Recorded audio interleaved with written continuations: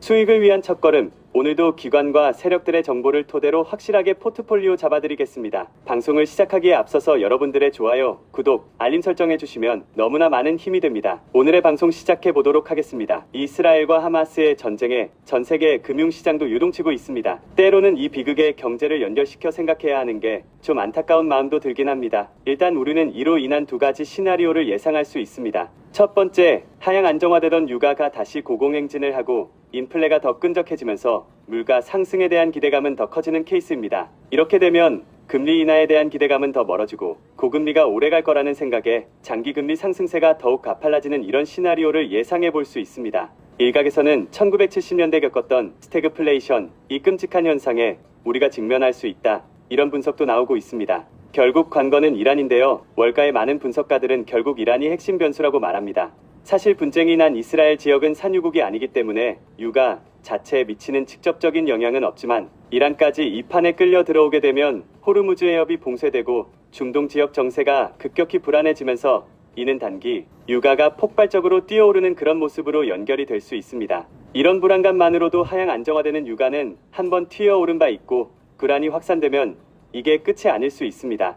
하지만 이란이 발빠르게 나서서 우리는 팔레스타인은 지지하지만 우리가 배우는 아니다, 팔레스타인 스스로 한 것이다, 이렇게 선을 긋긴 그었습니다. 하지만 복잡한 국제정세를 감안하면 상황은 언제든지 바뀔 수 있는 것입니다. 만약에 유가가 올라있는 가운데서도 더 오르는 국면에서도 미국 경제가 탄탄함을 유지하고 이런 점이 자산시장에도 반영이 된다면 우리가 생각하는 장기금리 랠리는 더 오래 지속될 것입니다. 얼마 전 TS 롬바드의 스티븐 블리츠 이코노미스트는 무엇이 깨지기 전에는 10년 만기 국제 수익률이 6% 갈 수 있다, 이런 예언을 했는데요. 이런 논리의 일부는 월요일 열린 미국 장에서도 찾아볼 수 있었습니다. 지난 금요일 고용 서프라이즈에도 미국 장이 폭등을 한 바 있죠. 정말 예상을 뛰어넘는 폭등이었습니다. 그리고 곧바로 이스라엘 사태 터졌습니다. 많은 사람들이 예측을 했죠. 금요일 말아 올린 미국 장 작살 날 것이다, 곡소리가 날 것이다. 근데 안 났습니다. 오히려 상승 마감했습니다. 이는 이스라엘 팔레스타인 분쟁이라는 엄청난 악재도 극복을 할 만큼 시장 일각에서 골드락스 시나리오가 팽배하다는 걸 의미합니다. 하지만 다른 한편에서는 시장이 이스라엘 팔레스타인 분쟁을 경기 침체의 전조로 여기는 듯한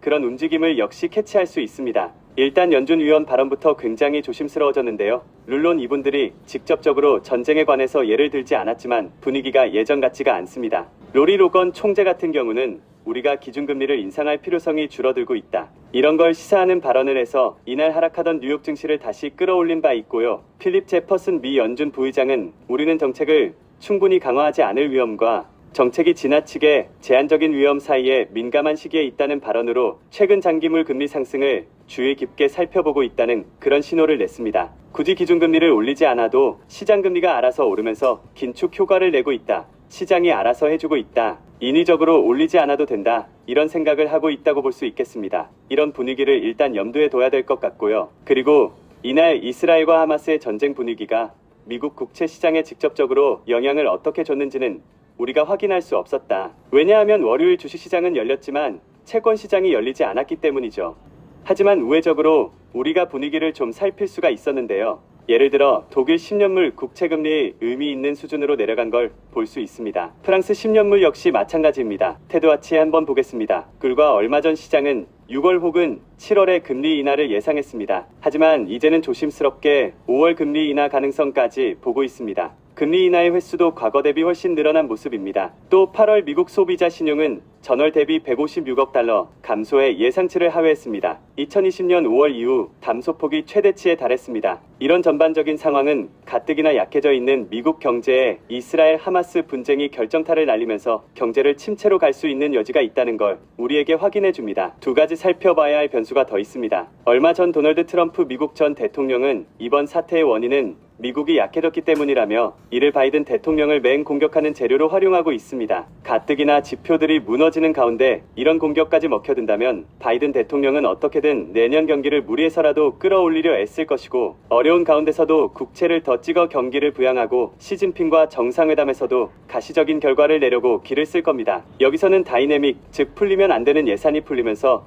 경제를 꾸역꾸역 끌고 갈 가능성, 그러면서 장기채가 더 올라갈 가능성, 이것도 짚어봐야 할 포인트입니다. 하나 더, 하마스 측이 이스라엘과 휴전 가능성이 열려 있다면서 한 발 발을 빼려는 움직임도 보이고 있습니다. 일파만파 퍼져갈 것으로 보이던 중동 사태가 조기에 종식될 수도 있다. 이럴 가능성도 높지 않을 것 같지만 가능성도 우리는 열어놔야 할 것입니다. 지금 여러분 고려해야 할 변수가 너무나 많아졌습니다. 올해 장이 계속 그랬지만 지금 어디 하나 방향을 확실하게 잡고 베팅하기엔 너무 쫄리는 게 많은 그런 장이죠. 아무쪼록 예측보다는 대응으로 하루하루 견뎌야 하는 그런 시간을 한참 우리도 보내야 할 것 같습니다. 구독과 좋아요 부탁드립니다. 감사합니다. 여러분의 포트폴리오를 책임지는 설계사 TV였습니다.